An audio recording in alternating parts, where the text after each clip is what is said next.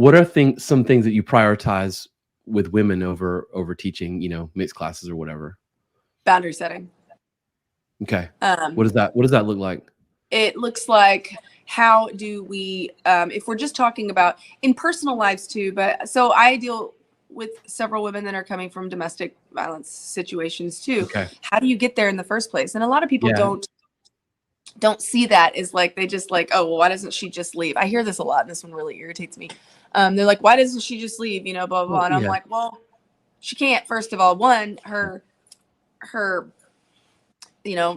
self-conscious, like she's just been beat down slowly over time, because how do you eat an elephant is this way, but also how are you torn down? It's circling the drain. Same thing.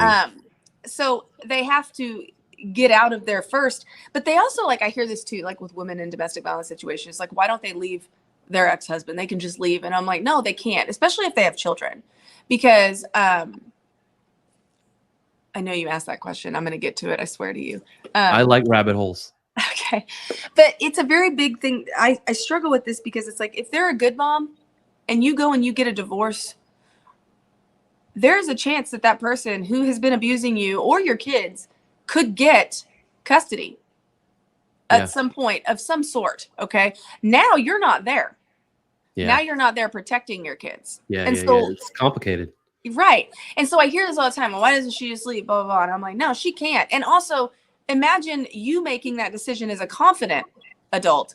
Now put that on the extra layer of, you don't feel worthy enough because you've been in this situation. You feel guilty because you are in this situation. Well, I deserve it. Yeah. I mean, we had a family member, and this was in Europe, so this isn't like a United States thing. I mean, she's Swedish, and her husband systematically, and there's no other way to say it, over the course of 2 years, alienated her from her family. Yeah. Slowly made her feel like shit, took away any kind of, ability to pay for things or whatever without him, and then abused her, and it was like such a giant ordeal to just get her away for a short period of time. It's not that easy. No, it's really, so that's the first step. Like, what's the one thing? So boundary setting. How do they recognize that? That's another one too, that I'm finding, like, a lot of people don't realize how damn hard that is. Like, I teach this and I'm in the dating world and I still find this hard. Sure.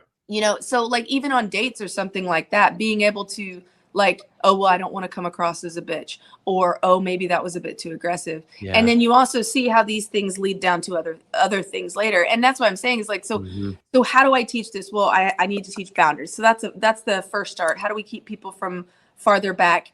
How do I get over the fact that I've been raised to be nice? Yeah. That's a big one, because you don't want to be rude to a stranger. Well, yeah, you do. So getting them to understand priorities in life, like your priorities to get home. So, like, I talk about, one of my first drills is, sorry, I can't help you.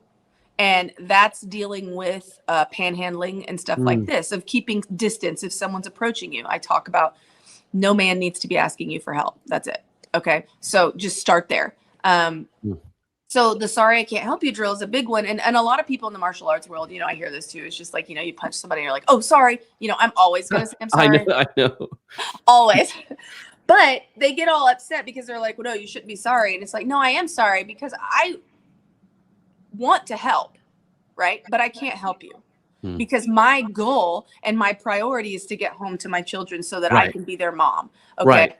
I've dealt with, I use this as an example of, there was an old woman that was a panhandler that was tapping on the passenger side door of my car, and my 11-year-old son is sitting right there. I am sorry, I can't help her. I'm not rolling down that window, Right. So boundaries is a big one, of setting those up, giving them real life examples, and then letting them know they're not crazy. That's been a huge one. Like, because the first thing that will happen I'm going to relate back to the dating world, but the first thing that will happen if a man is rejected is that their ego gets hurt, right? And they automatically revert back to, like, oh, and I use this a lot, because if you ask this to any female, if you say this, oh, you're one of those girls, they all know that. They've all heard that. They've all heard that, like, I call it heavy hand Jack, where he's always, you know, doing this. And it's like, wow. So that boundary setting of realizing that you're not crazy because you don't want somebody to touch you. Yeah. Didn't ask, or that you're not, you know, feeling with. Now, to be fair, in the dating world too, I want to make this clear. I feel for men too in figuring out how to navigate that. So, Oh, right. Because I mean, it's like, oh, it's a, so, but yeah, boundary setting in that aspect of it, especially with teen girls, grooming is a huge situation that we're dealing with.